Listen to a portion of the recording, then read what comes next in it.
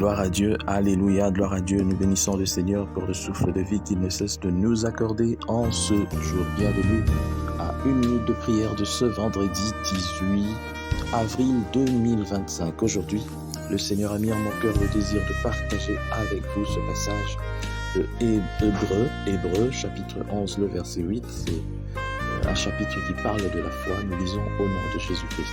C'est par la foi qu'Abraham, lors de sa vocation, obéit et partit pour un lieu qu'il devait recevoir en héritage et qu'il partit sans savoir où il allait. Alléluia.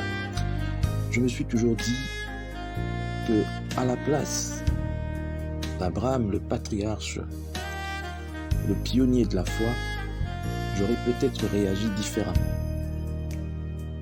Se lever un beau matin, abandonner tout ce qu'on a et partir quelque part qu'on n'a pas encore vu, mais qu'on nous promet.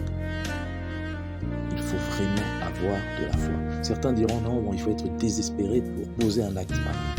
Et Abraham l'a posé par la foi.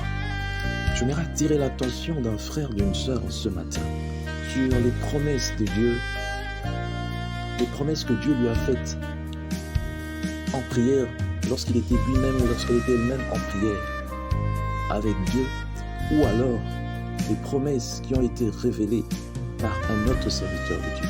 Comment prenons-nous ces promesses? Est-ce que nous tenons compte de ces promesses ou nous ne disons que Amen?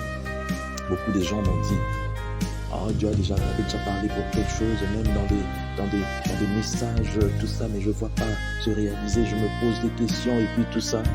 À cela, je dirais seulement comme Habakkuk avait dit, attends-la, même si elle prend du temps, attends-la. Mais le plus important, ce n'est pas d'attendre l'accomplissement de la promesse, mais le plus important, c'est de croire en la promesse. Lorsque tu ne crois pas en la promesse, tu peux l'attendre toute ta vie et tu verras faire défiler des années et tu meurs sans avoir vu l'accomplissement de la promesse. Est-ce que tu crois en tout ce que Dieu a dit sur toi? Est-ce que tu crois en tout ce que Dieu a dit de toi? Est-ce que tu crois aux promesses que Dieu t'a faites? Si tu crois aux promesses que Dieu t'a faites, même ta vie sera dirigée conformément à ses promesses. Quelqu'un qui croit, par exemple, qui rencontre le président de la République qui lui dit « Demain, tu passes à 8 heures, je vais te donner une récompense, une forte récompense », va déjà se comporter comme une personne qui s'est enrichie, qui a eu quelque chose, je ne sais pas de comment. Mais lorsque Dieu nous dit ces choses, regarde notre attitude. Oh, je continuerai toujours à croire aux promesses de Dieu, à me comporter comme ça. Et ça doit me pousser à agir davantage. Si Dieu a dit des choses bonnes sur moi, ça doit me pousser, me convaincre que ce que je suis en train de faire dans tel ou tel domaine doit porter ce fruit. Et si ça ne porte pas ces fruits, c'est que Dieu a quelque chose d'autre qu'il est en train de me garder. Mais ça doit être une grande source de motivation pour moi. Lorsque les promesses de Dieu ne nous motivent pas, ça veut dire que nous ne croyons pas.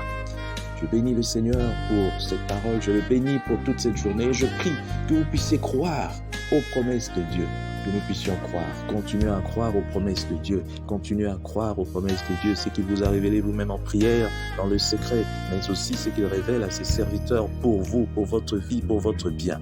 Que Dieu bénisse sa parole, qu'il bénisse tous ceux qui m'ont suivi, que sa parole puisse atteindre les extrémités de la terre, au nom de Jésus-Christ. Amen.